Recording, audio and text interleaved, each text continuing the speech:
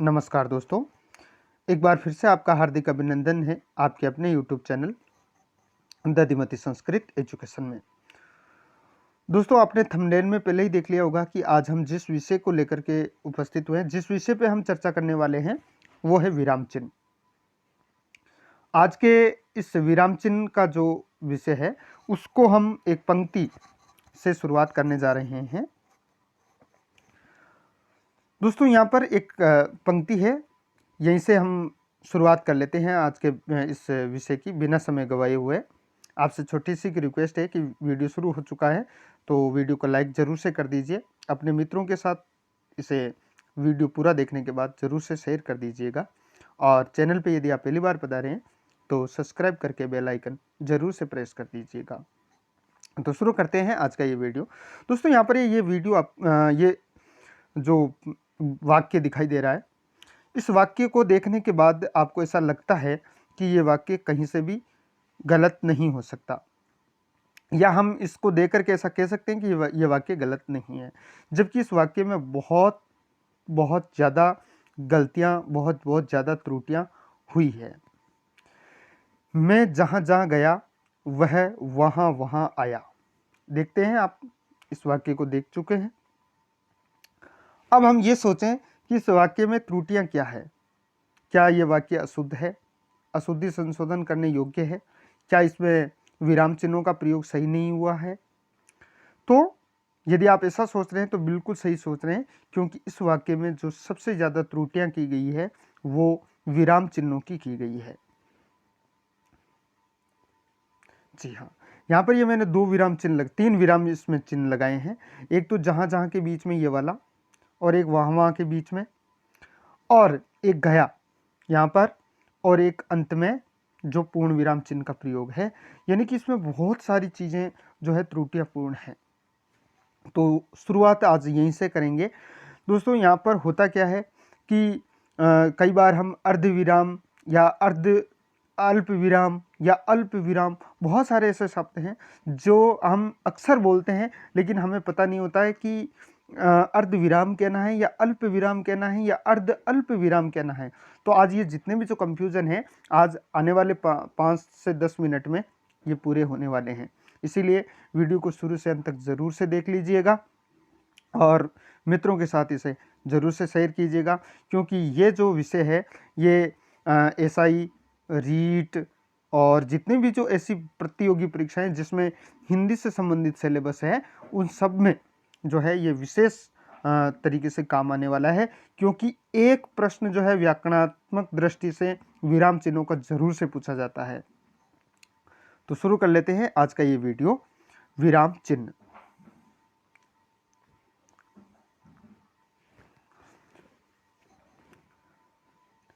तो परिभाषा सबसे पहले इसकी देख लेते हैं कि परिभाषा आखिर ये विराम चिन्ह होता क्या है, इसका शाब्दिक अर्थ क्या है।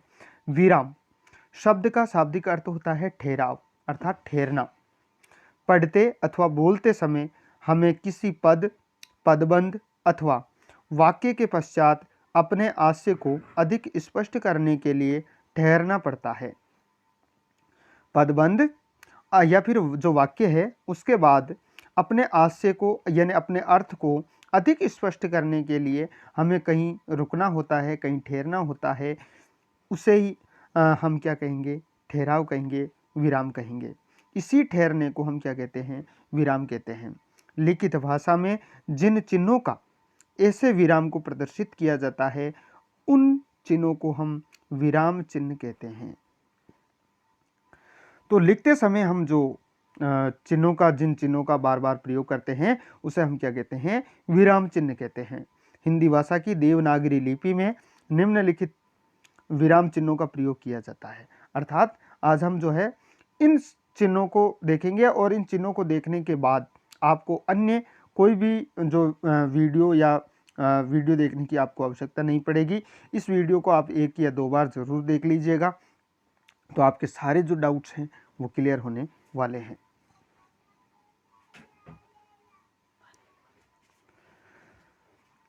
यहाँ पर सबसे पहले विराम चिन्ह है, फिर चिन्ह का संकेत है और फिर इसके उदाहरण हैं। और दोस्तों, इसके बाद जो है हम अभ्यास पे भी चर्चा करेंगे और अंतिम जो प्रश्न होगा वो आपको जो है ज़रूर से कमेंट करना है। तो बात कर लेते हैं पहले नंबर पे। पहला नंबर है अल्प विराम। अल्प विराम, इसका चिन्ह जो होता है वो इस तरीके का होता है, अर्थात हल्का सा यूं ठहरने वाला, जैसे राम, श्याम और महेश यहाँ पढ़ते हैं। तो हमने ठहराव कहाँ पर किया, राम श्याम, तो यहाँ पर ये विराम चिन्ह का प्रयोग होगा।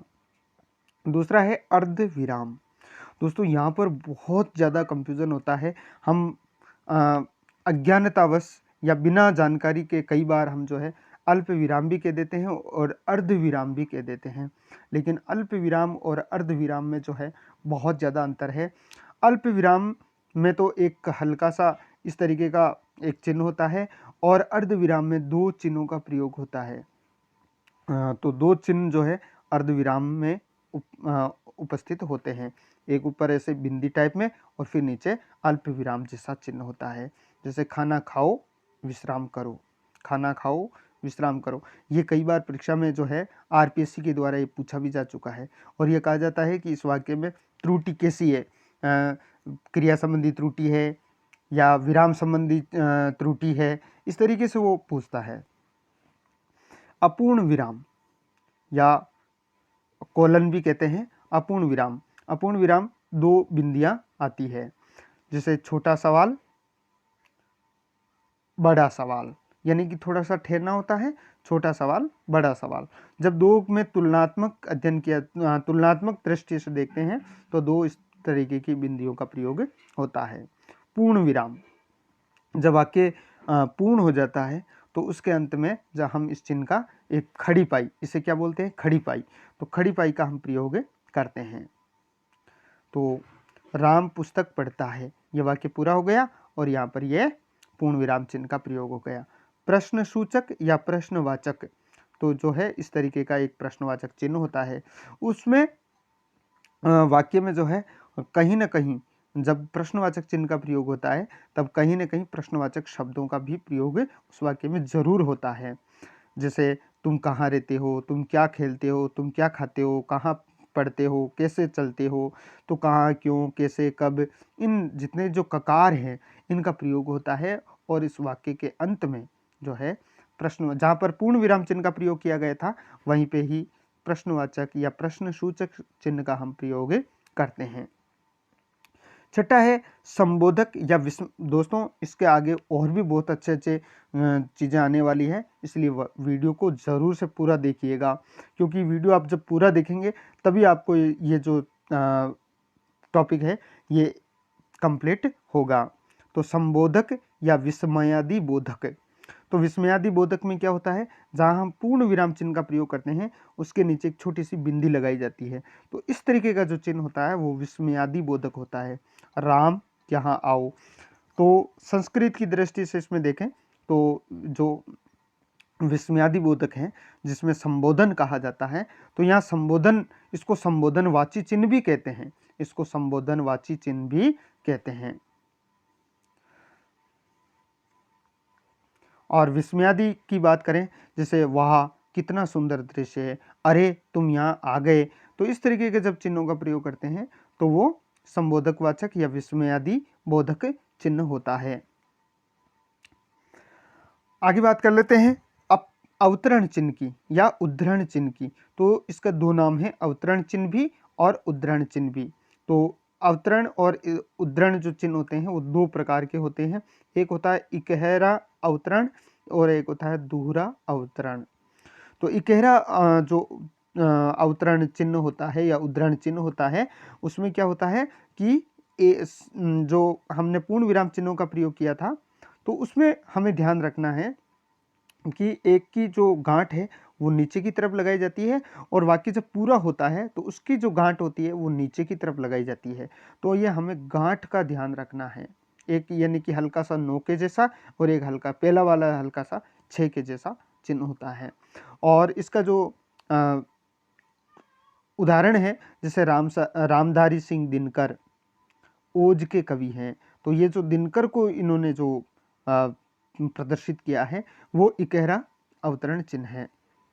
और जब हम कोई कथन की बात करते हैं, जब जैसे किसी ने किसी ने कुछ कथन कहा, जैसे महात्मा गांधी ने कहा कि मैं सत्य के साथ खड़ा हूँ, महात्मा बुद्ध ने कहा कि जीव अहिंसा परमो धर्म। तो अहिंसा परमो धर्म जब आएगा तब वो दुख जो दोहरा अवतरण चिन्ह है उसका प्रयोग होगा। जहाँ पर हमने इकहरा प्रयोग किया था वहाँ पर समान तरीके से दो दो चिन्हों का प्रयोग करेंगे। तो यहाँ पर इस तरीके के चिन्हों का प्रयोग करते हैं। जैसे महावीर ने कहा, महावीर ने कहा, महावीर ने कहा। फिर यहाँ पर महावीर ने कहा तो हमने ठहरा हुआ, तो यहाँ पर अल्प विराम चिन्ह का प्रयोग करेंगे। और अहिंसा परमो धर्म, तो यहाँ पर दोहरा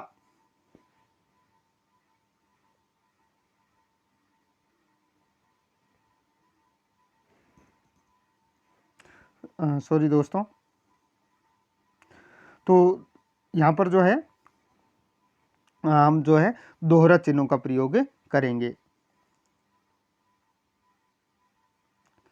बात कर लेते हैं आगे। आपको ये चीज़ अच्छी तरीके से समझ में आ गई होगी। जैसे माता पिता भरत सा भाई, या है ना, जैसे तो सॉरी यहाँ पर महावीर ने कहा अहिंसा परमो धर्म है, महात्मा गांधी ने कहा मैं सत्य के साथ खड़ा हूँ। तो यहाँ पर ये जो वाक्य ऐसे आएगा। बात कर लेते हैं आगे चिन्ह की। 8वां जो नंबर का जो चिन्ह है वो है योजक चिन्ह। क्या है? योजक चिन्ह। और योजक चिन्ह जो है, योजक चिन्ह और निर्देशक चिन्ह, इनमें थोड़े ज़्यादा समानता, ज़्यादा अंतर नहीं होता, क्योंकि योजक चिन्ह जो होता है वो थोड़ा छोटा होता है और निर्देशक जो चिन्ह होता है वो थोड़ा बड़ा होता है। हमें ही ध्यान रखना है। जैसे माता पिता, भरत सा भाई, है ना, काम और काम धंधा। तो यहाँ पर इस जिसमें और का लोप हो, जिसमें किसका लोप हो? और का लोप हो, और दो चीज़ों में जब समानता सी दिखाई जाती है तो उसमें योजक चिन्हों का प्रयोग होता है। और बात कर लेते हैं वहाँ पर 90 नंबर के निर्देशक चिन्ह की। किसकी? निर्देशक चिन्ह की। इसमें जो क्या है, थोड़ा बड़ा सा चिन्ह होता है। जैसे व्याकरण शब्दानुशासन है, ऐसा जैसे किशोरीदास ने कहा है या महर्षि पतंजलि ने कहा है। तो इस तरीके से जब चिन्हों का प्रयोग होता है तब वहाँ पर बड़ा जो चिन्ह होता है वो निर्देशक चिन्ह का प्रयोग होता है। बात कर लेते हैं आगे 10वें नंबर की विवरण चिन्ह। विवरण चिन्ह, विवरण चिन्ह में क्या होता है, दो इस प्रकार की बिंदियां होती है और उसके आगे जो है इस तरीके का योजक जैसा चिन्ह लगाया जाता है। जैसे पुरुषार्थ 4 हैं, फिर उसके बाद में जो है उनको धर्म, अर्थ, काम और मोक्ष, इस तरीके से उसको लिखा जाता है। जब भी किसी के बारे में कुछ कथन कहना हो तो इस तरीके से योजक विवरण चिन्ह का, जैसे किसी चीज़ का जब हमें विवरण देना हो तो जैसे जयपुर में फिर ऐसे विवरण चिन्ह करके हवा महल है आदि इन शब्दों का प्रयोग किया जाता है। बात कर लेते हैं आगे 11 नंबर पे विस्मरण या हंस पद चिन्ह। इसको विस्मरण चिन्ह भी कहते हैं, हंस पद चिन्ह भी कहते हैं। जैसे कई बार क्या होता है, जब हम कुछ लाइन लिखते होते हैं तो उसमें कोई शब्द छूट सा जाता है। उस शब्द को छूटने के लिए जो है ऐसे एक इस प्रकार का एक चिन्ह किया जाता है और फिर वो जो छूटा हुआ शब्द है वो लिख दिया जाता है। तो इसको हंस पद चिन्ह भी कहते हैं और विस्मरण चिन्ह भी कहते हैं। तो दोस्तों इस तरीके से जो है, जैसे मुझे जयपुर जाना है, जयपुर यहाँ लिखना भूल गए, तो ये इस तरीके से हंस पद या विस्मरण चिन्ह को प्रयोग करके और उसके ऊपर लिख दिया जयपुर। तो यहाँ पर इस तरीके का जब चिन्ह का प्रयोग किया जाता है तब जो है विस्मरण चिन्ह होता है। बात कर लेते हैं इससे आगे की 12 नंबर पे संक्षेपण या लाघव चिन्ह। बात कर लेते हैं आगे 12 नंबर चिन्ह पे। तो दोस्तों 12 नंबर का चिन्ह जो है यहाँ पर आप देख सकते हैं संक्षेपण या लाघव चिन्ह। संक्षेपण को जो है लाघव चिन्ह भी कहते हैं। तो यहाँ पर ये हल्का सा शून्य जैसा चिन्ह होता है। जैसे किसी का नाम लिखना हो, जैसे डॉक्टर ऐसे लिखते हैं, है ना, तो डॉक्टर पूरा नहीं लिख करके उसके आगे हल्की सी बिंदी लगाई जाती है। जैसे संयुक्त राष्ट्र संघ, तो इसको स को फिर उसके आगे, फिर रा के आगे, फिर स के आगे। तो इस तरीके से संयुक्त राष्ट्र संघ को हम लाघव चिन्ह से लगा सकते हैं। बात कर लेते हैं आगे 13 नंबर पे तुल्यता या समता सूचक चिन्ह, तो इसमें जो है हल्का सा बराबर का चिन्ह लगाया जाता है। जैसे इसको बराबर के चिन्ह को हम जो है समतामूलक चिन्ह कहते हैं। 14 नंबर विकल्प चिन्ह। विकल्प चिन्ह में क्या होता है, जब इस प्रकार की एक खड़ीपाई सी टेढ़ी जो खड़ीपाई लगाई जाती है उसे हम विकल्प चिन्ह कहते हैं। जैसे शुद्ध वर्तनी वाला शब्द है कवित्री कवयत्री, तो यहाँ पर इस तरीके का विकल्प चिन्ह लगाया जाता है। तो इन दोनों में से जो विकल्प है हमें उसको एक को चुनना है। बात कर लेते हैं आगे 15 नंबर पुनरुक्ति चिन्ह। पुनरुक्ति चिन्ह में जो है जहाँ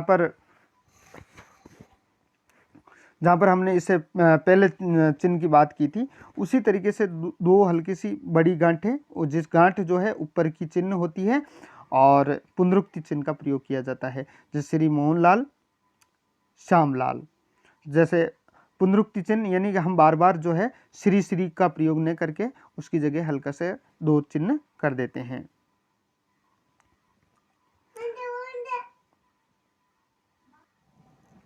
तो दोस्तों इस तरीके से जो है हल्के हल्के चिन्हों का प्रयोग किया जाता है। बात कर लेते हैं 16वें दोहराव चिन्ह।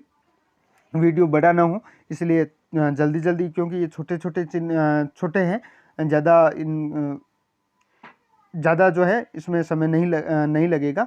जैसे दोहराव चिन्ह को क्या होता है, ऐसे एक हल्का सा योजक चिन्ह लगा करके और दो लिख दिया जाता है, जैसे घर घर पास पास, इस तरीके का ये होता है। बात कर लेते हैं विसर्ग चिन्ह की। तो विसर्ग संस्कृत में इसका ज़्यादा प्रयोग होता है, जैसे अतः स्वतः अक्षरशः, इन शब्दों का प्रयोग जो है हिंदी में भी ऐसे कैसे ही होता है। जब दो बिंदियाँ किसी शब्द के आगे लगती है तो उसे हम कहते हैं विसर्ग चिन्ह। बात कर लेते हैं 18वें नंबर की। 18वें नंबर में जो है अर्ध विसर्ग चिन्ह। अर्ध विसर्ग चिन्ह होता है, और जैसे संस्कृत में जब हम उच्चारण स्थान पढ़ते हैं तब उसमें जो है उपपद्यमानम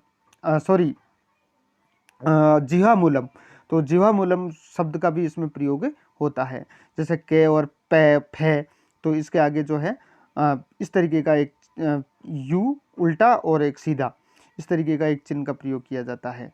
तो वो क्या होता है, अर्ध विसर्ग चिन्ह। लोप चिन्ह, तो लोप में क्या होता है, ऐसे हल्की हल्की छोटी छोटी जो है योजक चिन्ह की तरह उसको लगा दिया जाता है।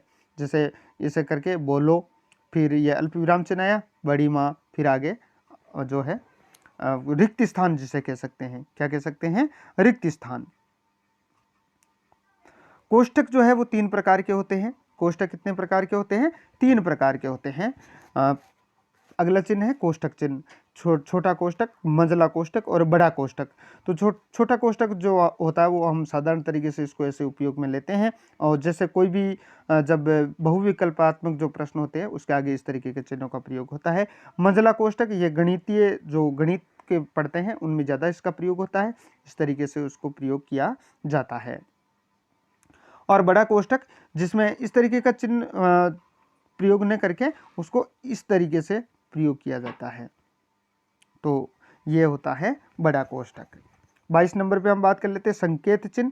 तो हम जो है किसी के भी संकेतों का प्रयोग कर सकते हैं, जैसे त्रिभुज का, आयत का, तो ये संकेत चिन्ह हो जाता है। इतिश्री या समाप्ति, जब अंत में कोई भी ग्रंथ की इतिश्री होती है, या जब भी हम कोई सवाल करते हैं कॉपी में, तब हम उसको अंत में जो है इस तरीके से या इस तरीके से उसको दर्शाते हैं, या क्रॉस का चिन्ह करते हैं, या फिर हल्का हल्का सा जीरो बना करके उसको दर्शाते हैं, तो वो इतिश्री या समाप्ति चिन्ह होता है। तो दोस्तों ये 22 चिन्ह हैं जो हमने देखे। आशा करता हूँ ये आपको बहुत अच्छे लगे होंगे।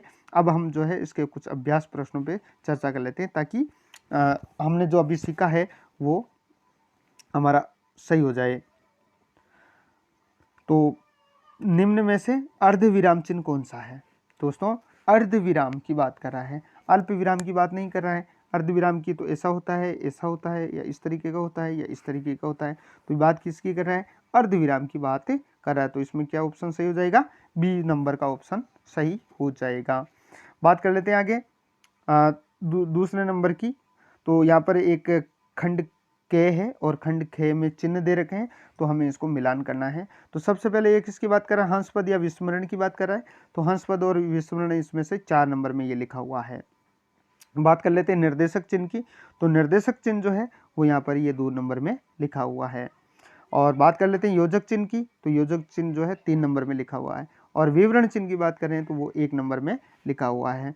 तो यहाँ पर ये इसका ऑप्शन भी हम देख सकते हैं, जैसे देख लेते हैं इसका सही उत्तर। तो यहाँ पर देखिए के को जो है हमने किससे मिलाया, 4 नंबर को, के को हमने 4 नंबर पे मिलाया। फिर खे को जो है निर्देशक चिन्ह में मिलाया 3 नंबर में, तो ये रहा।